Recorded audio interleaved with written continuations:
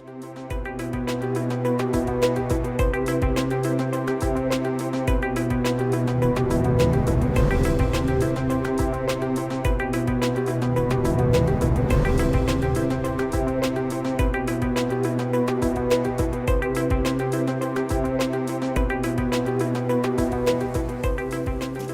good afternoon, elected members, ladies and gentlemen. I'm very pleased to be here in Northern Ireland this afternoon. In one of my previous jobs, which I'll mention in a moment or two, I used to come to Northern Ireland fairly regularly, but mainly to Belfast. Once or twice to Newcastle on the mountains of Mourne, but never, I must confess, this far west. So it's a real pleasure for me, and I hope to see a bit of the countryside around here in the next couple of days. So I'm here this afternoon to speak briefly about how we deliver building control in the open market, because in England we've had competition from the private sector in delivering the building control service for 30 years now. That's who I am. I've been Chief Executive of LABC for the 8 years since it was formed in October 2005. We are, as I'll say in a little while, I'll tell you a bit more about what we do.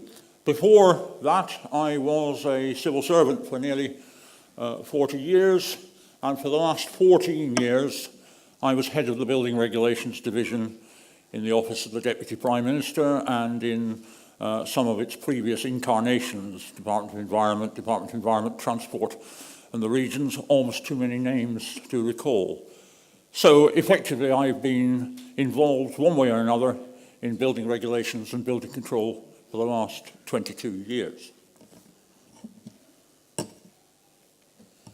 So who are LABC? LABC, as I'm sure you've guessed by now, stands for Local Authority Building Control. And we represent all the local authority building control teams. Clearly, in a country as big as England, as populous as England, government can't speak to every local authority, much as though many local authorities would like them to do so. So there needs to be somebody to whom government can talk, who they feel fairly represents the views of local authorities and the local authority building control service. And that's a principal part of what we do. Not the only thing we do, but it's one of the reasons why LABC was formed out of a previous body called the District Surveyors Association 8 years ago. We cover all local authorities in England and Wales. There's no requirement, unlike local authorities in England have to be members of the Local Government Association. There is no requirement for them to join LABC, but I'm glad to say that since our formation, every local authority in England and Wales has joined LABC, and we represent them. And I'm even more pleased to say that 5 local authorities in Northern Ireland have chosen to be members of LABC, although we don't at the moment have the same sort of negotiating rights with the Northern Ireland Assembly as we do with the English government. And those authorities are Belfast, Carrickfergus, Lisbon, Newry and Mourne, and Newton Abbey. So very grateful to all of you for continuing to support LABC, and I hope you feel that you're getting some benefits from your membership. We have over 300 local authorities who are members, and working for those 300 local authorities, more than 3,000 surveyors, administrators, everybody you need to deliver an efficient building control system. And increasingly, we've developed stronger links with our colleagues in Scotland. You'll hear more from the next speaker about what is happening in Scotland. Just to say that they are concerned about the potential threat of having private sector building control in Scotland, and have been talking to us about how they can make a convincing case, which they've done up till now, to convince their ministers that it makes sense just to have local authority building control and not the situation we find ourselves in England. So, how long have we had competition from the private sector in England? Well, essentially 30 years. The National House Building Council, who were mentioned this morning, provide housing warranties, and they argued to the government in the mid-1980s that since they were already doing warranty inspections, then couldn't they do building control as well? and Michael Heseltine was the Secretary of State at the time, and he agreed that that would be a good thing. Rumour has it that he wanted to privatise the planning service, but there was too much opposition from local Tory councillors to allow him to do that, so he took his revenge on the Building Control Service, and that's where we've been for the last 30 years. The legislation which was passed in the early 1980s allowed building control to be done right across the board, and not just new homes. But for about 10 years, the NHBC were the only approved inspector, that's the name for private sector bodies in England, and could only do work on new homes. That was because one of the conditions of being a private sector approved inspector is that you have to carry professional and public liability insurance, and there were very few companies who were prepared to deliver that. In fact, NHBC, because they're a big warranty cover company, can carry their own insurance, but none of the other people who wanted to be approved inspectors had that relationship, and it took more than 10 years to develop the appropriate insurance policies. And even now, there's only one company in England which provides insurance for approved inspectors. So, 30 years ago, what was the initial effect of competition? Well, of course, it immediately gave anybody, whether they were building a massive skyscraper or a small extension to the home, it gave them an opportunity to choose their building control provider. And they had a range, certainly from the mid-90s, they had a range of approved inspectors to come from, as well as the local authority in which the building was being constructed. And immediately one result of that was a challenge to local authority efficiency. How was a local authority going to be able to retain a good share of the market of building control if they didn't provide a much better customer service to their clients? I don't know what it was like over here, but 30 years ago in England, building control had a reputation for being little Hitlers. They would find 99 reasons why your project couldn't go ahead, and they weren't so good at explaining to clients what they could do to make sure that the building did comply. That, of course, had to change almost overnight. Otherwise, we would have lost all of our market share to approved inspectors. And I'm pleased to say that even after 30 years, the local authorities in England and Wales still retain something like 70% of the building control market, which I think is a real tribute to the way local authorities have changed and become more efficient and more customer friendly. The other point on that slide is consistency. What developers used to complain about, they'd go to one authority and be told they've got to do something to make the building comply, and you go to the neighbouring authority and they want something different. And again, one of the roles of LABC is to try and provide guidance to all of our members on questions of interpretation. You have your technical standards, we have our approved documents. They are pretty good, I have to say, but there are often questions, there are still questions of interpretation. And what we like to try and do in LABC is try and advise our members on being consistent across the board. Because that's, again, one of the advantages that approved inspectors have. If the same guy is doing the same type of development right across the country, then he's probably going to be consistent with what he requires. We have to ensure that local authorities deliver that in the same way. But competition is not just a good thing. And particularly over the last 5 years, and we've seen the recession and the effect on the construction industry, there's been a great deal of competition for the work, who is going to do the building control. And one of the advantages which approved inspectors have is that they can, if they want a loss leader on a particular product, just like a supermarket, if it thinks it can get more business overall by selling cornflakes at half price, then approved inspectors can do exactly the same thing. And certainly in England, until relatively recently, local authorities had to have a fixed scale of charges. So approved inspectors knew exactly what their competition was going to charge for development, for the building control work, but they could charge 10%, 20% less if they wanted to do the work. So there was a real risk of competition driving down costs, because we did persuade the government to give local authorities more flexibility 2 years ago in deciding what charge to do. But if approved inspectors are driving down local authority costs, and then local authority costs are driving down approved inspectors still further, at the end of the day, you will get less for what smaller amount of money you're paying.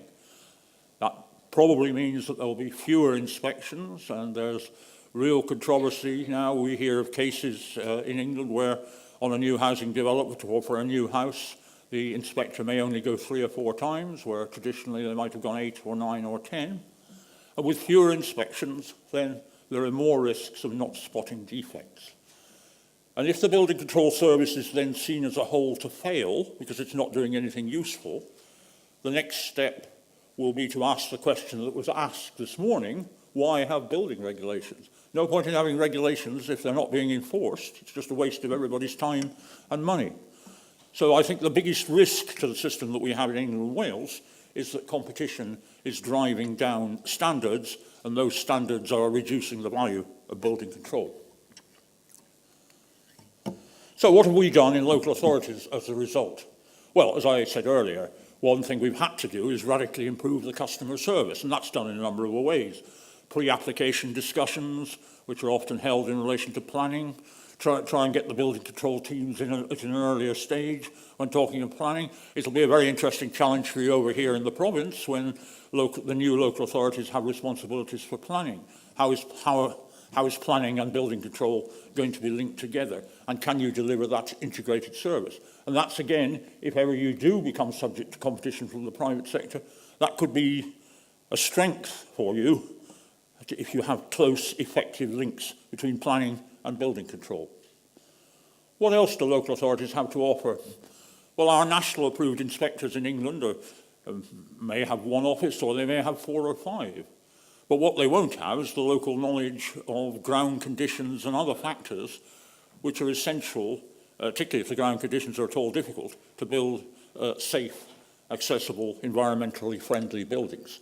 So I think if you do become subject to competition, then you sell on local knowledge and your links to community and planning. And we feel, over the last 20 years, addressed the inconsistencies that were taking place between authorities. It's much more like a national building control service in England now, delivered locally, than it was 20 or 30 years ago. So what do we do in specifically to help our members? As I say, we are the representative body, but that's only one of our functions.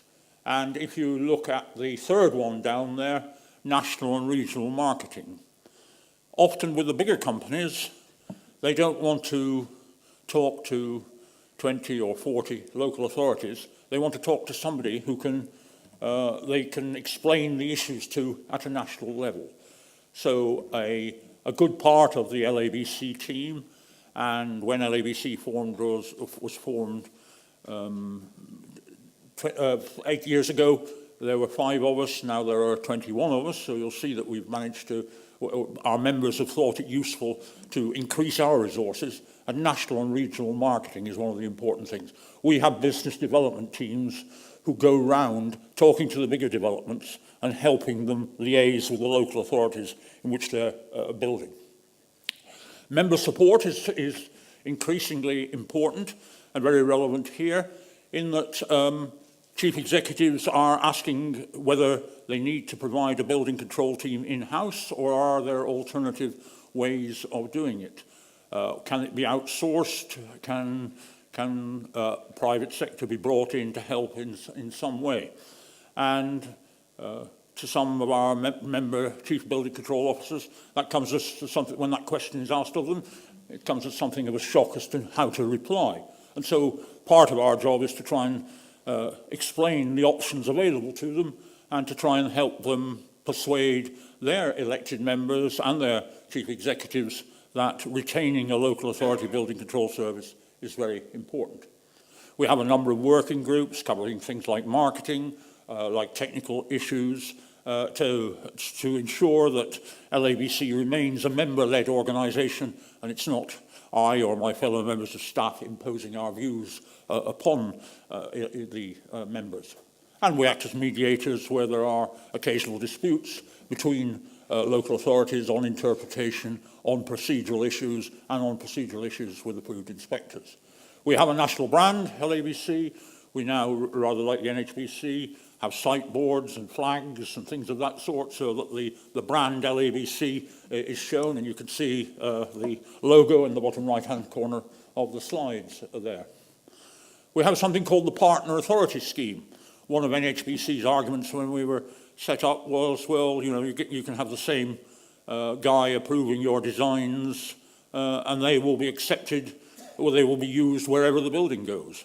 We introduced the Partner Authority Scheme whereby one local authority checks the plans for a proposed development of a form of hotel chain or something of that sort, and those plans will then be accepted by all other local authorities in England and Wales without having to be rechecked, thereby saving the client a considerable amount of money. And that was absolutely necessary, otherwise we would have lost all of the work of that type of development to approved inspectors. Likewise, on house building, we have type approvals. So again, if, as many house builders do, they have the same type of house which they want to build in a number of different local authorities, they can come to us and get a type approval, and again, every local authority will accept that wherever the house is being built. Clearly, things like the foundations and the ground conditions are different everywhere, but the actual house type itself won't need to be checked a second time. Registered details is a more recent development. This is where we look at particular products which are used to, in the course of building work, and which can be registered with us. And it means that if they are, and our local authority surveyors see that it's one of our registered details, they will know that if it's being used in the way that the manufacturer intended, then it will comply with the building regulations. So it falls in the same family as the Partner Authority Scheme and house building type approvals, in that it eases the job of building control and their scarce resource. It allows them to focus on other things rather than checking whether the particular products comply with the regulations. Even more recently, we set up LABC Consult. Why was that? That we provide consultancy services on things like fire risk assessments, on things like acoustic testing. And that was because people would come along to a local authority and say, well, we'd use you for building control, but can you also do our fire risk assessments? And can you also do our acoustic testings? And a few years ago, they would have said, no, that's not something that the building control service in the local authority can provide.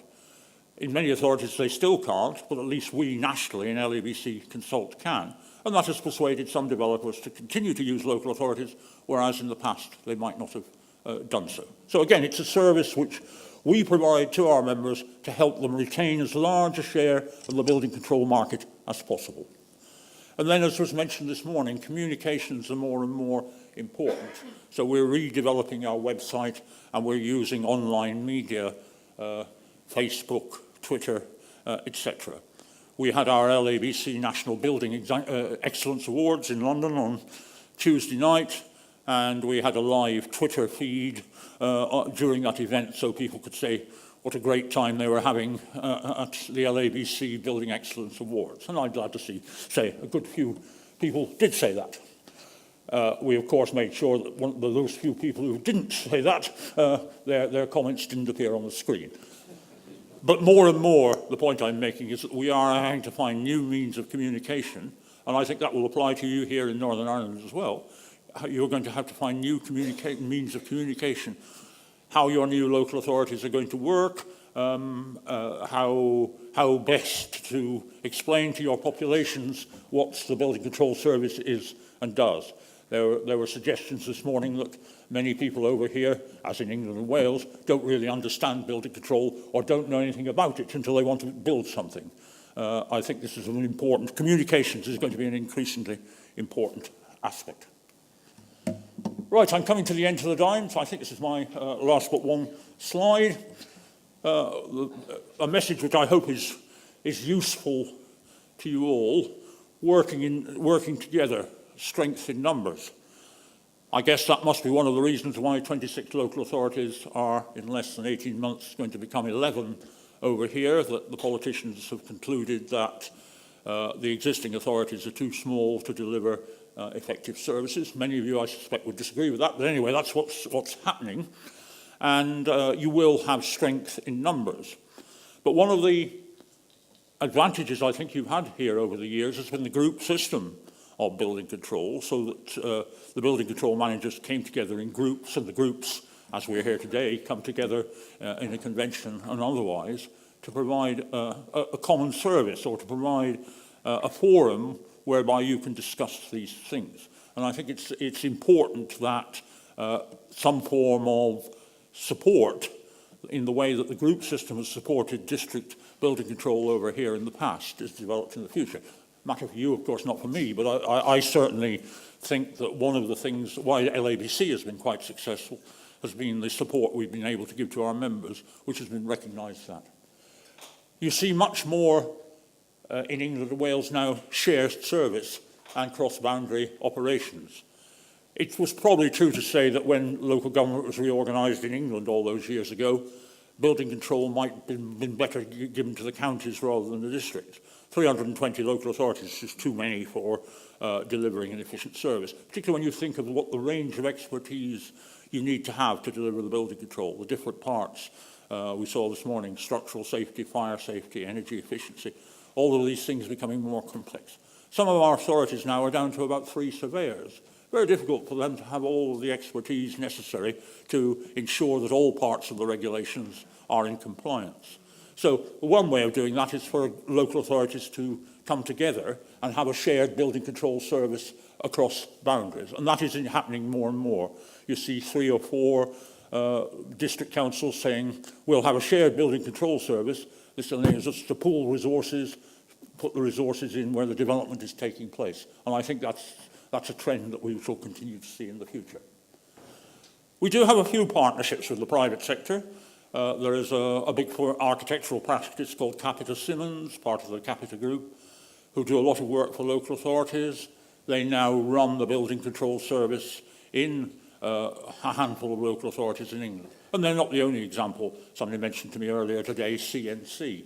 That's another example that was set up some years ago in central Norfolk. That's the CN bit of that, central Norfolk, and they provide a shared service. So, but that has now been privatised, but provided they still stick to the tenets of this is a local authority building control service, they can still be a member of LABC. The one thing that so far at least we have set our minds against is actually admitting approved inspectors to our fold. We are very, very strongly of the view that building control should be delivered through the public sector, and we want to keep it that way. The complication this year has been that the government has announced that local authorities can themselves now apply, or can now set up companies who can then apply to become approved inspectors. And if that's not muddying the water, I don't know what is. And there'll be, so far, not one local authority in England, and this change in the law only really applies in England, not one local authority in England has applied to become an approved inspector, but my fear is it won't be too long before one does, and that might have real implications for LABC. So that's really what I had to say to you. I hope that gives you something of a perspective about what's happening in England. If any of you have any queries afterwards, I hope there'll be time for a few questions in a little while. You can contact me on that email address, and that is our website address. Thank you very much indeed.